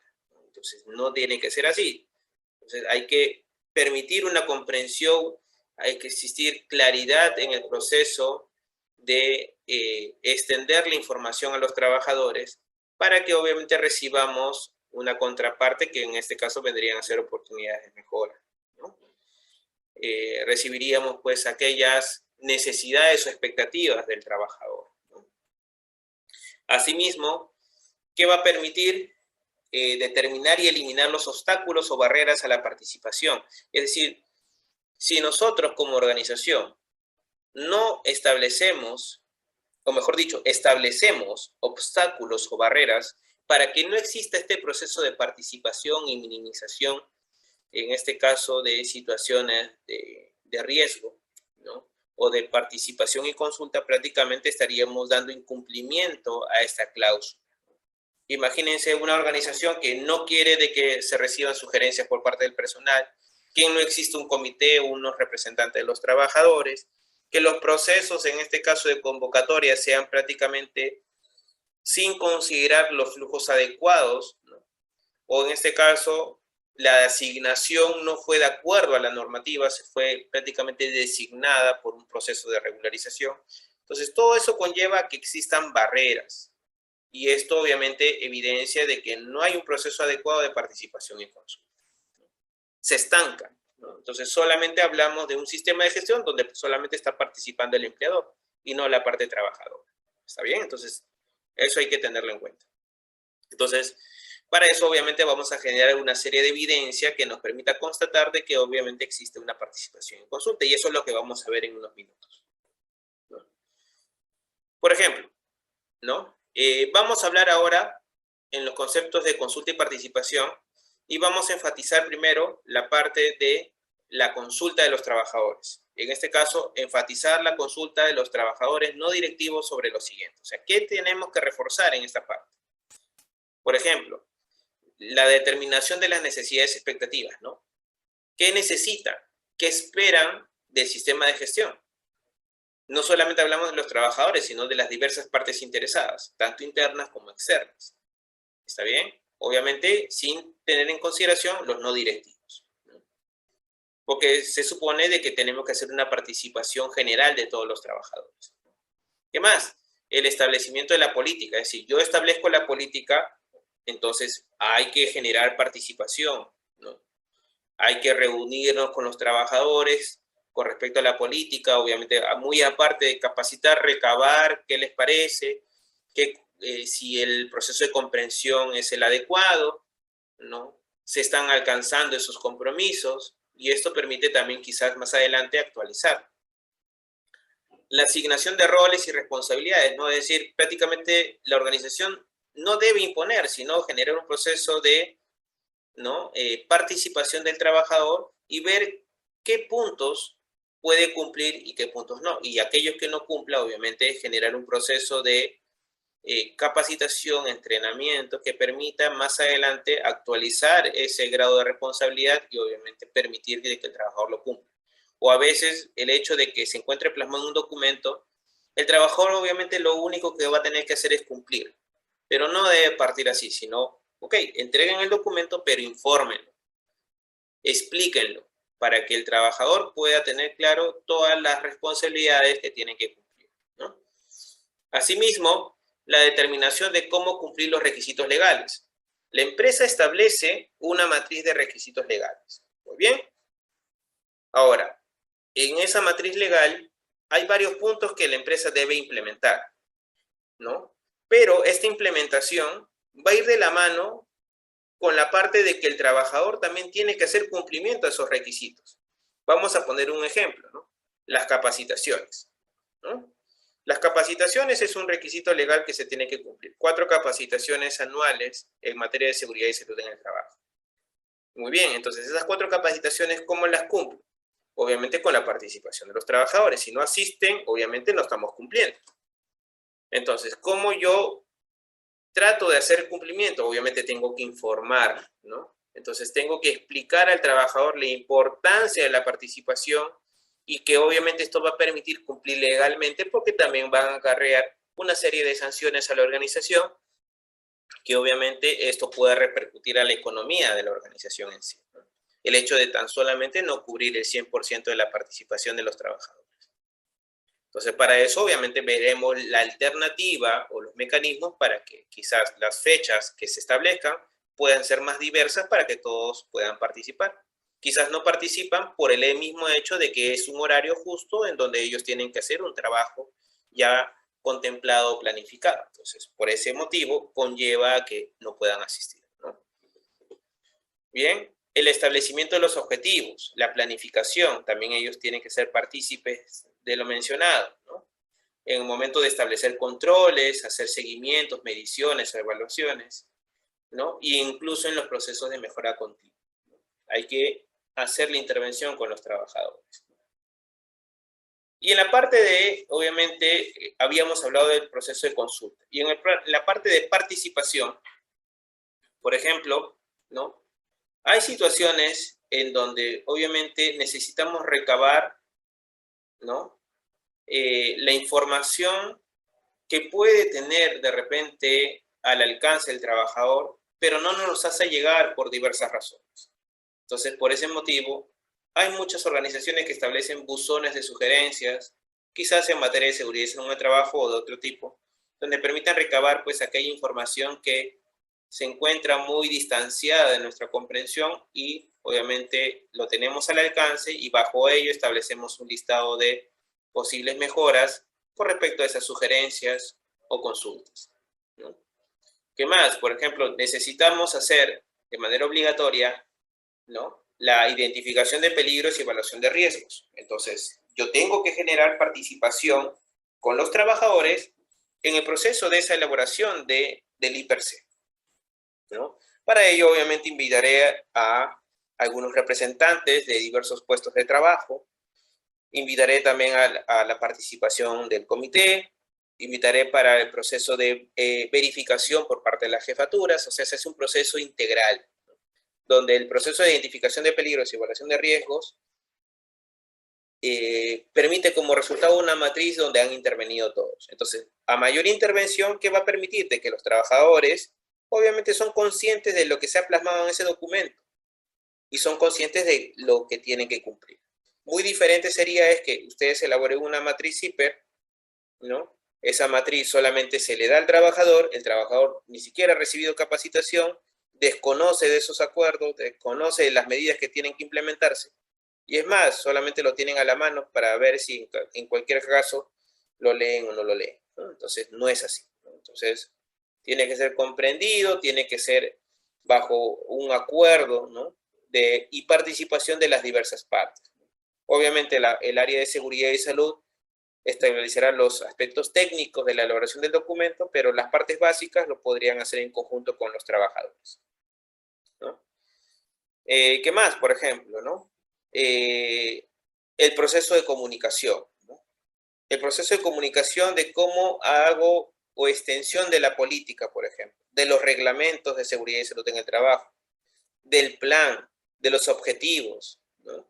De las matrices hiper, por ejemplo, de los procedimientos escritos de trabajo seguro.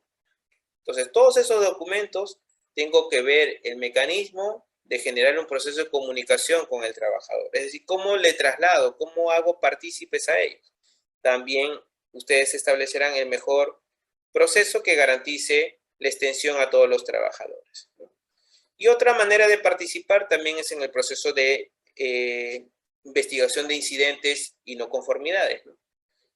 Nace un incidente, o mejor dicho, sucede un incidente, hay que hacer un proceso de investigación, participan los trabajadores, participan los representantes de los trabajadores, a fin de recabar información y establecer pues las causas principales que ha conllevado a ese suceso, para poder establecer medidas de acción, ¿no? Bien, entonces, en principio eso se basa en la participación y consulta, y esto comprendería la cláusula, ¿no?, 5 de la normativa ISO 45001.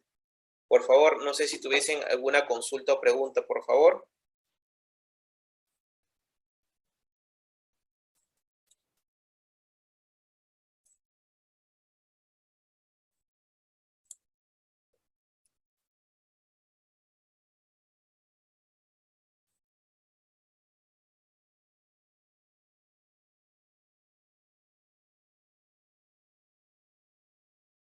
Bien, entonces vamos a continuar ahora con el requisito 6. ¿Está bien? A ver. Con respecto al requisito 6, vamos a revisar dos puntos importantes. La primera, que corresponde a las acciones para abordar riesgos y oportunidades. Y la parte 6.2, que hace referencia a los objetivos de la seguridad y salud en el trabajo. Y obviamente la planificación para lograr estos objetivos. ¿Está bien? Entonces vamos a iniciar con la parte 6.1. ¿Está bien? En la sección 6.1 nos dice algunos puntos como generalidades, ¿no? Es decir, nos dice qué es lo que tiene que hacer la organización. Primero, que para el proceso de poder establecer el abordaje de riesgos y oportunidades, tengo que primero comprender a la organización y su contexto, es decir, lo que habíamos establecido en el 4.1. O sea, si yo quiero elaborar o abordar los riesgos y oportunidades, ojo, primero tengo que tomar como referencia, ¿no?, lo que se ha elaborado como trabajo, ¿no?, o como evidencia en lo plasmado en el requisito 4.1, es decir, el contexto de la organización, ¿no? Asimismo, en la parte 4.2 habíamos hablado de la comprensión de las necesidades y expectativas de los trabajadores y de otras partes interesadas. O sea, esa información recabada va a formar parte, ¿no?, como documento que permite establecer y abordar los riesgos y oportunidades. Porque a partir de esa documentación estableceré, pues, cuáles son esos riesgos y oportunidades que hay que tener contemplada y que me puede generar un impacto en mi sistema de gestión. Y lo otro es que si voy a abordar riesgos y oportunidades, tengo que tener claro el alcance del sistema de gestión, porque no vaya a ser de que aborde riesgos y oportunidades que no tienen nada que ver con el alcance de mi sistema de gestión. Quizás están de manera externa o que no se han contemplado dentro de los procesos comprendidos para el proceso de certificación. Entonces, a partir de ello, ya yo puedo hacer, ¿no?, el establecimiento de los riesgos y oportunidades. Bien, ¿qué más nos dice? Que al determinar los riesgos y oportunidades, la organización debe tener en cuenta lo siguiente, ¿no?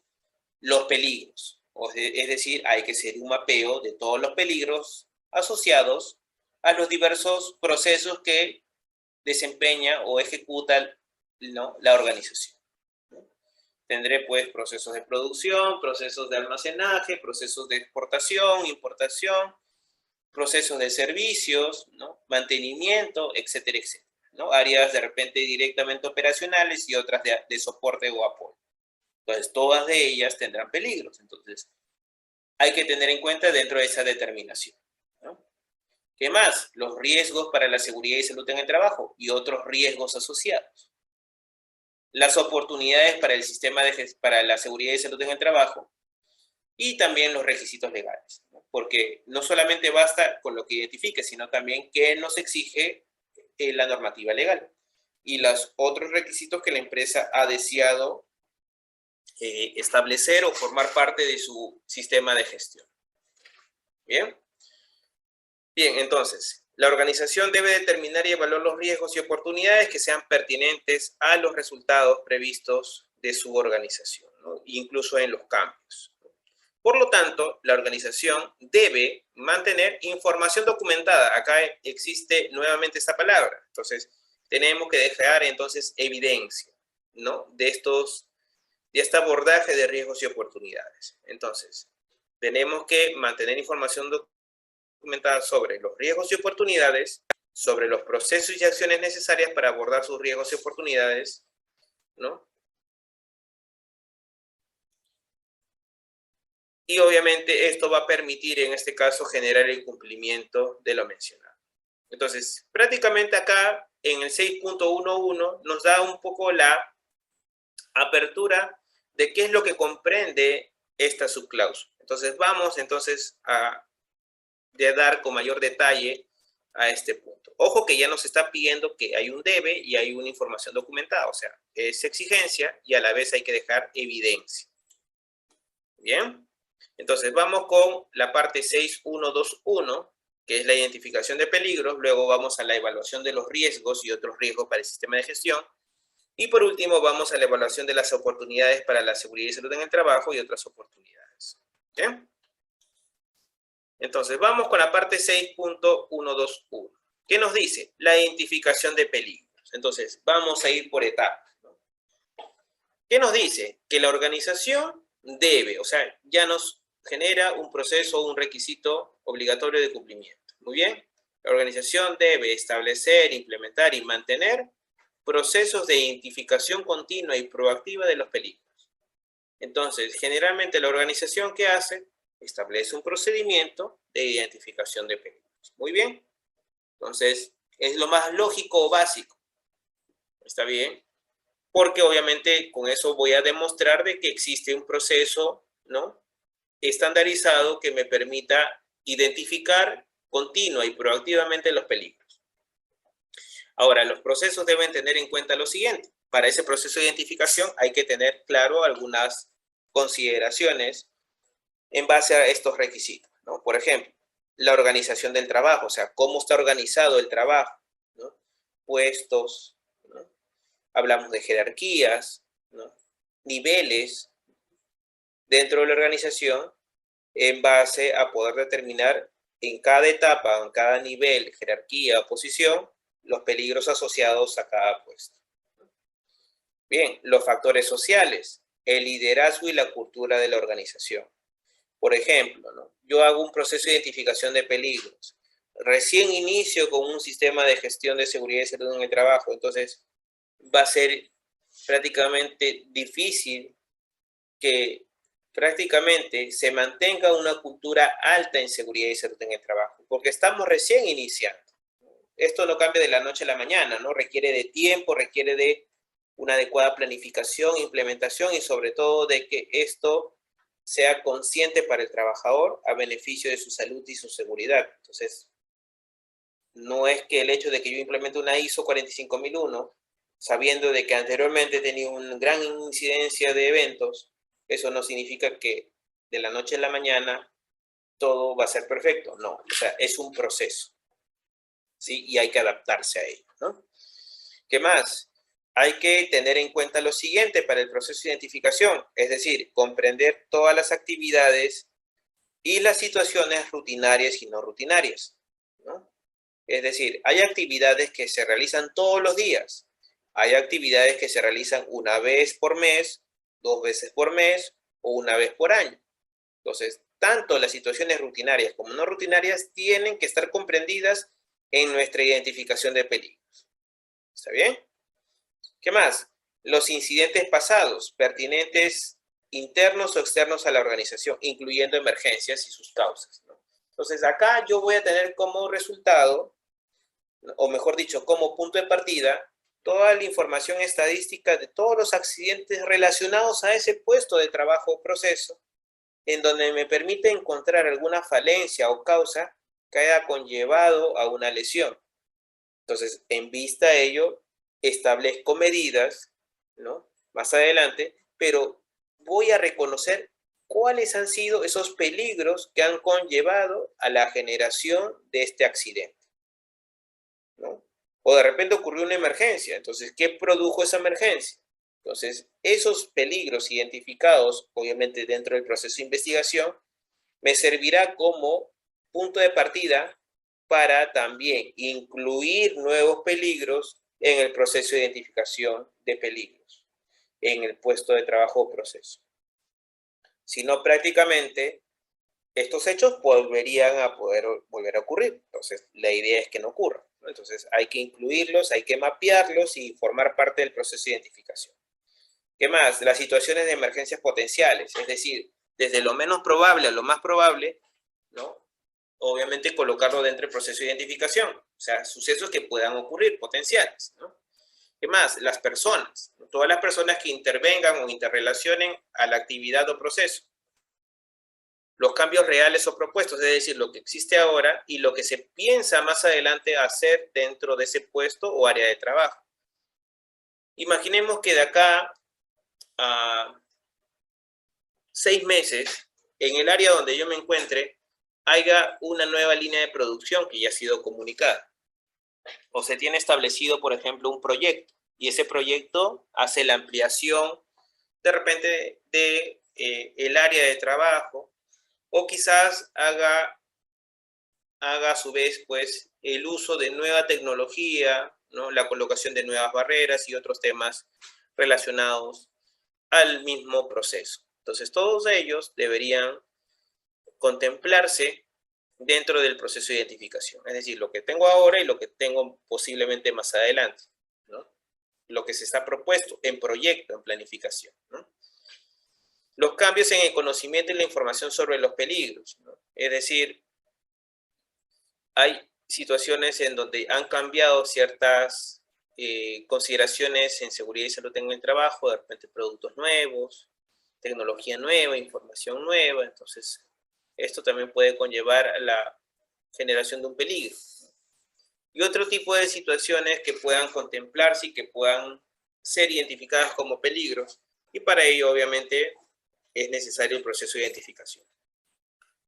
¿Está bien? Entonces, por ejemplo, la identificación de peligros, acá tenemos un cuadrito un poco básico, no es limitativo porque ya habíamos hablado todo lo que tenemos que tener en cuenta. Por ejemplo, tenemos peligros físicos, químicos, biológicos, ergonómicos, mecánicos, eléctricos, psicosociales. Entonces, estoy tratando de identificar todos estos peligros dentro de mi ambiente de trabajo. Y esto me permitirá, pues, entender mejor cuál es la situación de peligros en cada proceso y que es necesario tenerlo contemplado para las actividades rutinarias, no rutinarias y de emergencia. ¿Está bien? Bien. Ahora vamos con el punto 6122, que vendría a ser la evaluación de los riesgos, ¿no? Y otros riesgos relacionados al sistema de gestión de seguridad y salud en el trabajo. ¿Y qué nos dice la ISO 45001? Nos dice que la organización debe establecer, implementar y mantener procesos. Obviamente, nuevamente la palabra debe, ¿no? Evaluar los riesgos a partir de los peligros identificados. Es decir, primero hice la parte de identificación, ahora, por cada peligro identificado, hago una evaluación de sus riesgos asociados, ¿no? Y a partir de ello, establecer controles existentes, ¿no? Bien, entonces, para eso nos menciona la normativa que las metodologías y criterios de la organización para la evaluación de los riesgos deben, ojo, deben definirse con respecto al alcance, ¿no? Naturaleza y el momento en el tiempo, ¿no? Para asegurar de que todo funcione de manera proactiva y no reactiva, ¿no? Bien, entonces tiene que buscarse el proceso de prevención, no un proceso de reacción. Es decir, va a ocurrir el accidente, ok, es una estadística, volvemos a lo mismo y todo sigue igual. No, no es así. Tienen que estas medidas permitir un proceso de reducción o minimización de riesgos y a su vez estos eventos desafortunados, ¿no? Ahora, estas metodologías y criterios deben mantenerse y conservarse como información documentada. Es decir, cuando ustedes, por ejemplo, establezcan su procedimiento de evaluación de riesgos, entonces en él tienen que sustentar la metodología y los criterios de cómo se va a abordar la evaluación de los riesgos. O sea, si ustedes establecen la metodología, por ejemplo, a través de una matriz desde el punto de vista cualitativo, cuantitativo o semi-cuantitativo, entonces, bajo ese criterio, ustedes tienen que plasmar la metodología, el cálculo, la forma o los datos que relacionen en este caso, esta metodología, ¿no? Y obviamente tendrá que estar formando parte de dicho documento. Porque va a ser el punto de partida en la cual, pues, la persona que va a hacer la elaboración, ¿no?, de las matrices, obviamente tiene que tener una guía de cómo hacer este proceso de identificación, o mejor dicho, de evaluación de riesgos.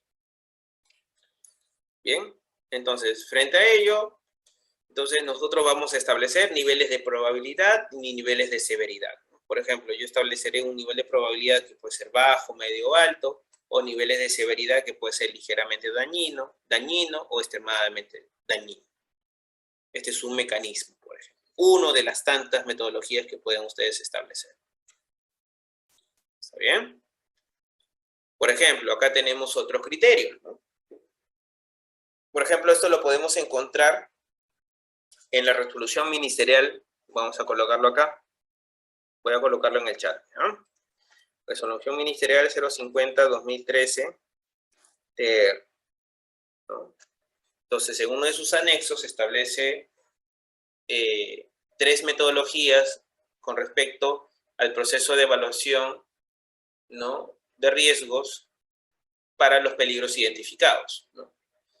3 tipos de matrices. Entonces, una de ellas establecerá el criterio que vemos a continuación. Por ejemplo, donde se basa la probabilidad y la severidad, y para cada tipo de probabilidad y severidad se establecen niveles o índices.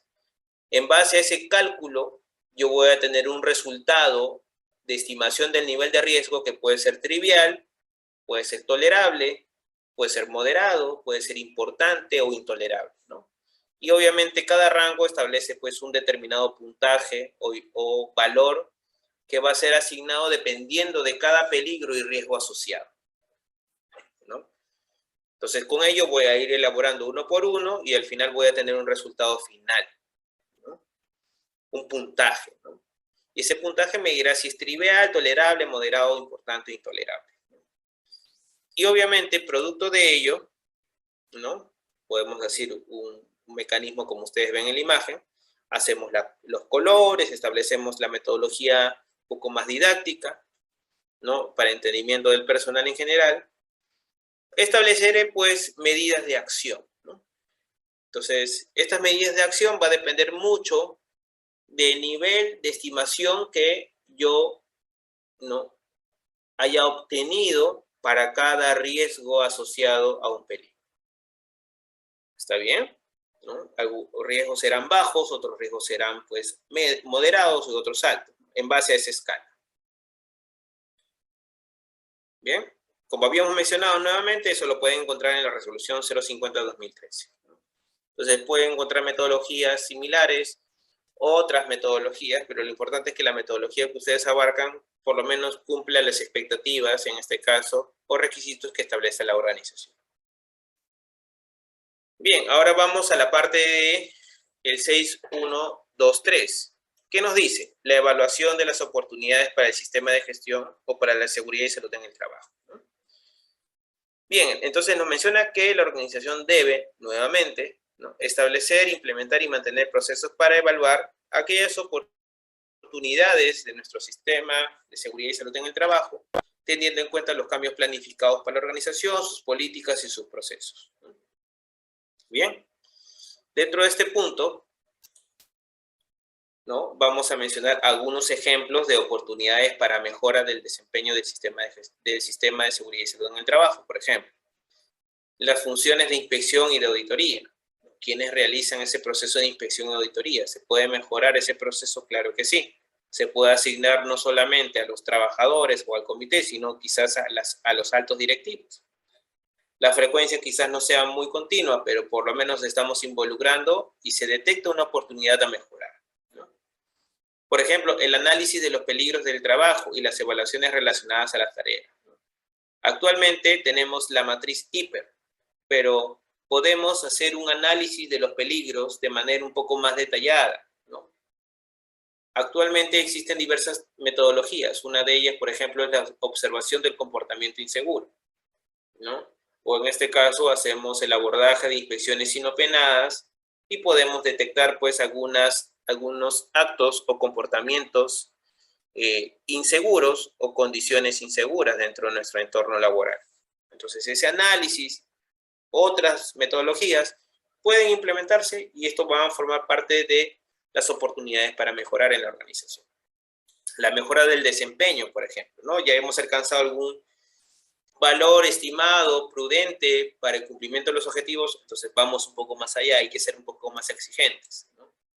El permiso de trabajo y otros métodos de reconocimiento y control, ¿no? Tenemos, por ejemplo, formatos para permisos de trabajo de alto riesgo, ATS, entonces de repente no son los únicos, contamos con lista de verificación, revisión de equipos, otros estándares adicionales que pueden también ser de oportunidad para mejorar.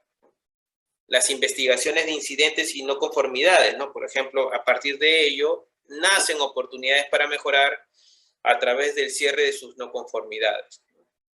Y las evaluaciones ergonómicas y otras evaluaciones relacionadas con la prevención de lesiones. Es decir, ustedes cuando realicen el proceso de monitoreos de higiene ocupacional, van a saltar una serie de falencias producto de la mala disposición, en este caso de trabajo, que pueden haber generado pues situaciones de niveles considerables de riesgo para situaciones netamente de trabajo manual, transporte, manipulación de cargas, quizás un ambiente con mayor grado de exposición a ruido, ¿no? O agentes químicos, ¿no? Efectos psicosociales, ¿no? Carga laboral, estrés. Entonces, todas esas consideraciones las abordo y hay mecanismos para generar una oportunidad de mejorar el desempeño, ¿no? Entonces, a eso es lo que hace hincapié la sección 6123. Bien. Vamos ahora con el punto 613, que hace la determinación de los requisitos legales, ¿no? Ya habíamos hablado en puntos anteriores que es necesario establecer, pues, medidas de acción, principalmente en el cumplimiento de los requisitos legales y otros requisitos. En pocas palabras, tenemos que determinar y tener acceso a los requisitos legales y otros requisitos, es decir, tenemos que garantizar de que la información esté a nuestro alcance. Determinar cómo estos requisitos y otros requisitos aplican para la organización, o sea, tengo que demostrar y ver que todo ese proceso de identificación de requisitos legales cumplan con lo que dispone, en este caso, el sector en el cual me estoy desempeñando, ¿no? Por eso que una matriz de requisitos legales, si comparamos una empresa con otra, generalmente no van a ser las mismas, ¿no? Ya que obviamente uno cumplirá con una serie de requisitos que obviamente apliquen para su sector, ¿no? Y otros requisitos que ellos hayan asignado como parte de su cumplimiento, ¿no? Frente a clientes o ciertos alcances que quizás hayan adoptado de manera internacional, ¿no? O incluso nacionales que son a través de las normas técnicas peruanas. Ya queda conveniencia de la organización, por eso esas matrices no van a ser iguales, ¿no? Ahora hay que tener en cuenta que estos requisitos legales y otros requisitos, ¿no? Hay que establecerlos, implementarlos y mantenerlos para que exista un proceso de seguimiento y mejora continua. Entonces, ¿qué tiene que hacer la organización? Debe mantener y conservar información documentada de estos requisitos legales. Entonces, por eso que se arma la matriz de requisitos legales y estos requisitos, ¿no? Que permita reflejar de que ya se han identificado, ¿no? Ya se han implementado estas medidas y que esto permita también más adelante evidenciar qué se tiene que hacer para cada requisito legal. y obviamente garantizar su cumplimiento, ¿no? Es prácticamente lo que hacer es un barrido de todos los puntos legales a cumplir y obviamente qué acciones hay que abordar para cada uno de ellos, ¿no? Bien, en esta parte, por ejemplo, los requisitos legales, ¿qué pueden incluir? Legislación nacional, regional o internacional. Puede regir otra parte documentaria, ¿no? Puede, en este caso, referir decretos o directivas, disposiciones emitidas por los reguladores, ¿no? Entidades reguladoras, permisos, licencias y otras formas de autorización, porque también forma parte de un requisito legal. Sentencias de tribunales o tribunales administrativos, ¿no? Recuerden que, por ejemplo, el Estado, a través de sus portales, da alcance de las casaciones o prácticamente procesos, ¿no? Que pueden ser judiciales, ¿no? Donde involucra el incumplimiento de las medidas generadas por diversas organizaciones. Entonces, producto de ello ya vemos más o menos la tendencia a que va generándose los incumplimientos. Entonces, frente a ello, podremos coger esa observación y ponerlo como un requisito adicional, ¿no? Tratados, convenciones o protocolos y convenios colectivos, ¿no? Como parte también de los requisitos legales. En caso se establezcan, por ejemplo, en relación a sus organismos sindicales, en caso aplique, ¿no? Otros requisitos, por ejemplo, ¿qué incluye? Los requisitos de la organización, condiciones contractuales con clientes, ¿no? Proveedores o empresas de servicio, acuerdos con los empleados, acuerdos con las partes interesadas, acuerdos con las autoridades de salud, normas no reglamentarias, sino que se hayan establecido en base a acuerdos, o principios voluntarios, códigos y prácticas que la empresa haya deseado implementar dentro de su sistema de gestión. ¿Está bien? Entonces queda en ese principio, ¿no? Y ahora vamos a hablar la sección 614, que hace referencia a la planificación de acciones, ¿no? Es decir, ya hice el proceso de identificación, ya hice el proceso de evaluación, ¿no? La determinación en este caso de las oportunidades del sistema de gestión, ¿no? Ahora toca hacer el proceso de planificación de acciones. Entonces, para ello, la organización debe planificar lo siguiente: las acciones para abordar estos riesgos y oportunidades, ¿no? O sea, ¿qué acciones vamos a hacer para poder cumplir con esa información que hemos determinado?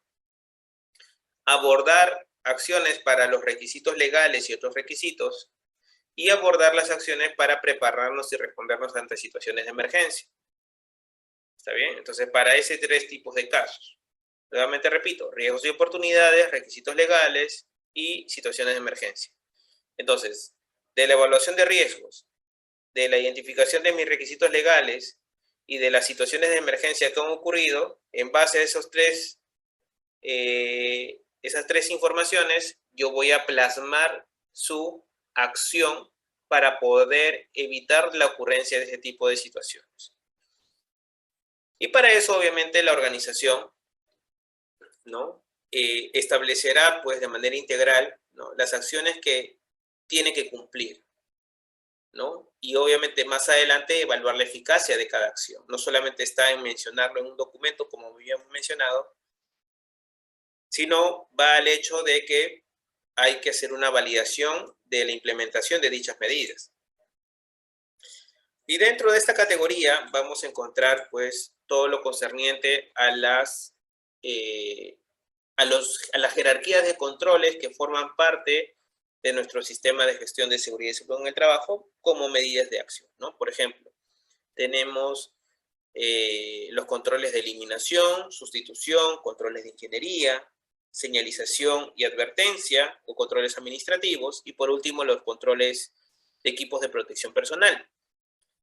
Las 3 primeras, que son la eliminación, sustitución y controles de ingeniería, se conocen como controles de diseño, ¿no? Y obviamente, por lo tanto, son más efectivos, dejando los controles administrativos y equipos de protección personal como controles menos efectivos, obviamente conllevaría pues a que no va a permitir una mayor minimización de riesgo en relación a las otras medidas, ¿no? Son menos eficientes a comparación de las otras tres. Bien. Ahora vamos a pasar a la sección de objetivos de la seguridad y salud en el trabajo y la planificación para lograr esos objetivos. ¿Está bien? Entonces vamos rápidamente con los objetivos de la seguridad y salud en el trabajo. ¿Qué nos dice los objetivos de la seguridad y salud en el trabajo? Bien, nos dice que la organización debe establecer objetivos para la seguridad y salud en el trabajo para las funciones y niveles pertinentes, ¿no? Ahora, estos objetivos deben tener algunos criterios. Ya nos habíamos adelantado un poco cuando habíamos hablado de la política, y eso lo vamos a ver en el punto 1, por ejemplo, ¿no? ¿Qué nos dice? Que los objetivos de la seguridad y salud en el trabajo deben ser coherentes con la política de seguridad y salud en el trabajo. Por eso habíamos dicho de que a partir de la política van a nacer los objetivos. ¿Bien? ¿Qué más? Los objetivos tienen que ser medibles o evaluables en términos de desempeño. Es decir, que me permita hacer una comparación si realmente estoy alcanzando o no, obviamente, lo referido al compromiso en la política. Tener en cuenta que los requisitos aplicables, los resultados de la evaluación de los riesgos y oportunidades y los resultados de la consulta con los trabajadores van a ser referidos para el establecimiento de objetivos. ¿Está bien? Asimismo, los objetivos son materia de seguimiento, es decir, hay que hacer un seguimiento del alcance de sus objetivos, porque esa es la idea para ver si se está logrando y estos a su vez cumplir el compromiso plasmado en la política. Y nos dice adicional que tienen que ser comunicados y actualizados. Hay que comunicarse. Por ese motivo, también vamos a la parte de normativa legal que nos dice que los objetivos de la seguridad y salud en el trabajo también tienen que ser, ¿no? Establecerse medios de difusión, ¿no? Al alcance de los trabajadores. Por eso, muy aparte de colocar la política, ¿no? Hay que colocarle los objetivos de la seguridad y salud en el trabajo. Entonces, uno se preguntará, ¿por qué es necesario comunicar los objetivos? Bueno, el trabajador tiene que tener claro qué es lo que se desea alcanzar dentro de la gestión de seguridad. ¿Quieren alcanzar cero accidentes? Muy bien, plásmalo en tus objetivos. ¿Quieres reducir enfermedades o minimizar enfermedades? Plásmalo en tus objetivos, ¿no? ¿Quieres, en este caso, afianzar el tema de la cultura de la seguridad? Ok, plásmalo, ¿no? En tus objetivos. ¿Para qué? Para que el trabajador sepa qué es lo mínimo que tenemos que alcanzar. Y en base a ello, ellos obviamente son conscientes de que hay que alcanzar esos niveles, ¿no? Por eso es importante el proceso de comunicación. Y la actualización, obviamente, si la política cambia, se sobreentiende que los objetivos también tienen que cambiar, ¿no? Y también, a ver, el hecho de que ya acabamos una gestión anual, para el próximo año los objetivos pueden también ser cambiantes, no necesariamente la política, pero estos objetivos van a cambiar dependiendo de los resultados del año pasado. Bien. Y bueno, ahora, para entender un poco la parte de los objetivos, ¿no?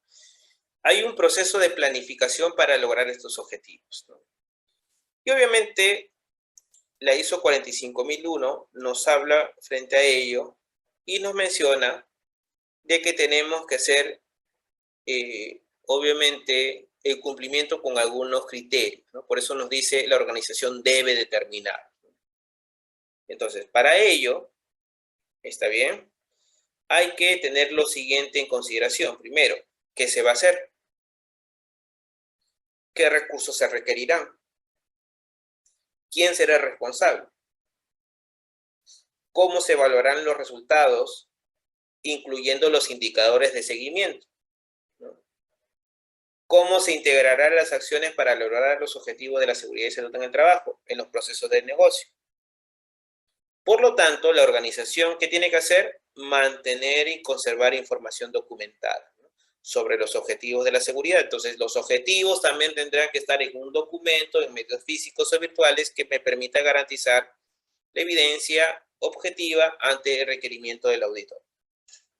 Y obviamente también nos habla sobre los planes para lograrlo. Entonces, la planificación, ¿no? Nuestro plan de seguridad y salud en el trabajo tendrá que demostrar dentro de la categoría de programación que se cumplan todos estos requisitos, ¿no? ¿Qué se va a hacer? ¿Qué recursos se van a requerir? ¿Quién será responsable? ¿Quién en este caso, o cuándo se finalizará? O mejor dicho, ¿en qué fecha le corresponde? ¿No? Y obviamente la inclusión de indicadores. Bien. Entonces, ya nos queda el tiempo prudente justo para explicar este proceso de planificación. Entonces, vamos directamente al cuadro de planificación. Entonces, vamos a dar una explicación y esto es más o menos la implementación que ustedes deberían hacer para cada objetivo, ¿no? Bien, a ver. Habíamos mencionado de que los objetivos de la seguridad y salud en el trabajo, vamos a tener acá el lapicito, un momento por favor. Muy bien, a ver. Habíamos mencionado de que nosotros tenemos una política, ¿no?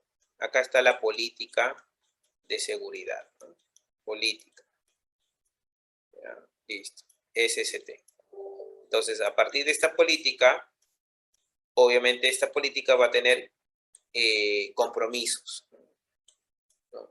Una serie de compromisos. Entonces, vamos a coger uno de esos compromisos y lo vamos a colocar aquí. ¿Bien? Por ejemplo, acá hay un compromiso que dice proporcionar condiciones de trabajo seguras y saludables para la prevención de lesiones y deterioro de la salud. Ese es mi compromiso, que está plasmado en mi política. Uno de todos los compromisos que ya hemos mencionado. Ahora, ¿qué nos dice la norma, en este caso la norma internacional? Que nos dice, guíate de esos compromisos, guíate de los criterios que hemos adoptado para el establecimiento de objetivos, ¿no? Entonces, estamos tomando como punto de referencia entonces el compromiso de la política y en base a ello establezco uno de los objetivos porque puede haber uno o más objetivos. Eso ya queda a criterio de la organización. Lo importante es que permita cumplir el compromiso. ¿Y qué nos dice el objetivo? Identificar oportunamente, porque, ojo, estamos hablando de proporcionar condiciones de trabajo seguras. Entonces, el hecho de que la organización quiera proporcionar condiciones de trabajo seguras, entonces hay que establecer un objetivo que se alinee a eso. Entonces, un objetivo podría ser identificar oportunamente condiciones subestándares de trabajo, ¿no? Para el establecimiento de las acciones correctivas en función al nivel de riesgo. O sea, estoy identificando aquellas condiciones subestándares a fin de poder proporcionar condiciones de trabajo seguras para el personal, ¿no? Entonces me estoy adelantando, estoy tratando de hacer prevención. Identifico para evitar que ocurra un accidente y obviamente garantizar condiciones de trabajo seguras. Entonces, como ese es mi objetivo, el objetivo es identificar oportunamente esas condiciones, ¿no? Estableceré mi indicador, ¿no? Entonces, estas identificaciones, de alguna u otra manera, ¿no? Comprende una serie de actividades, ¿no? Para poder cumplir este objetivo, ¿no? Entonces, por ejemplo, acá tenemos, ¿no? Las actividades que podemos desarrollar para poder, en este caso, proporcionar ambientes con condiciones de trabajo seguras. Por ejemplo, la inspección de extintores, inspección de gabinetes contra incendio, inspección de botiquines, inspección de sistemas de alarma contra incendio, inspecciones generales de seguridad, inspecciones de luces de emergencia, prácticamente los diversos tipos de inspección. ¿Y qué nos decía también la normativa? Hay que asignar responsables. Muy bien, cada uno de ellos tendrá un cierto grado de responsabilidad. ¿Quién tendrá que liderar esa responsabilidad? Obviamente no significa que lo efectúen. Pueden efectuarlo o delegar dicha responsabilidad, pero ellos son a las finales los que tienen que dar cuentas de dicha actividad, ¿no? ¿Qué más? Habíamos hablado de la frecuencia y cuándo finaliza. Por ejemplo, entonces acá nos dice cuál es la frecuencia de esas inspecciones. Pueden ser mensuales, bimensuales, trimestrales, anuales, Y obviamente, ¿cuándo finaliza? Bueno, va a depender mucho de la frecuencia, ¿no? Por ejemplo, esta actividad se realiza todos los meses. Por ejemplo, esta actividad es trimestral, se realiza cada 3 meses, ¿no? Acá están. ¿Cuántas actividades programadas tenemos? 12. En este punto, 4. Entonces, en la parte baja, hacemos la referencia de lo ejecutado. Si se ejecutó o no se ejecutó. Entonces, un mecanismo de seguimiento. Esto me va a permitir, si establezco pues un cuadro, ya sea en Excel o manual, voy colocando el grado de cumplimiento conforme va pasando el tiempo. Empezaremos con 0, después llegará pues 10%, 20%, 30%, deberá finalizar pues con el 100% del cumplimiento, ¿no? Y para cada categoría estableceré pues una meta específica. Por ejemplo, para este objetivo se desea alcanzar el 100%. Por lo tanto, todos estos valores tienen que ser 100% para poder alcanzar el total. El estado, por ejemplo, ¿no? Conforme se va avanzando, podemos ver que hay actividades que están en proceso. Otras actividades pueden estar como pendiente. Otras actividades pueden estar como realizado, dependiendo cómo vaya dándose cada actividad. Ahora, estas actividades, eso no significa de que, en vista que yo planifiqué 10 inspecciones, solamente realicé 9, ¿no? Todavía me resta el año, significa de que puedo hacerlo, sí, pero si ya yo no lo tenía contemplado dentro de mi planificación, lo único que tendrían que colocar es en observaciones, ¿no? Las razones y motivos por las cuales no se pudo alcanzar el cierre dentro de los plazos determinados. Porque recuerden que este plan, ¿no? O esta planificación o programa va a ser aprobado por el Comité de Seguridad y Salud en el Trabajo. Y esto obviamente se hace al inicio de la gestión anual, ¿no? Entonces, esta gestión va a permitir de que de alguna u otra manera ustedes puedan hacer, ¿no? Una evidencia de las razones por las cuales no se pudo lograr ello y que están tratando de hacer el cumplimiento en el tiempo que resta. Entonces, eso colocan, ¿no? Se reprograma la inspección de extintores, muy bien, por diversas razones. Se reprograma la inspección de botiquines porque pasado tales situaciones. Okay. Todos pueden darse situaciones, entonces eso lo pueden contemplar en la parte de observaciones. Bien, y habíamos hablado del presupuesto, ¿no? De los recursos asignados, ¿no? Entonces, cuando ustedes establezcan recursos, hablamos de la parte presupuestal. Y eso involucra, pues, la inversión en dinero, en este caso, para poder cumplir estas necesidades. Por ejemplo, realizar una inspección de extintores, pueden necesitar de personas, pueden necesitar de personal competente, calificado, y a la parte de materiales. Por ejemplo, para hacer una inspección necesito, obviamente, un marcador para poder rotular y poder hacer la inspección de cada extintor, listas de verificación, o de repente el uso de un computador, ¿no? Por ejemplo, si voy a hacer la inspección de botiquines, de igual manera, ¿no? Tengo que tener listas de verificación, otros tendrán listas más extensas, otros tendrán que pasarlo de manera de informe, tendré que tener cámaras fotográficas, ¿no? O tendré que utilizar un celular, ¿no?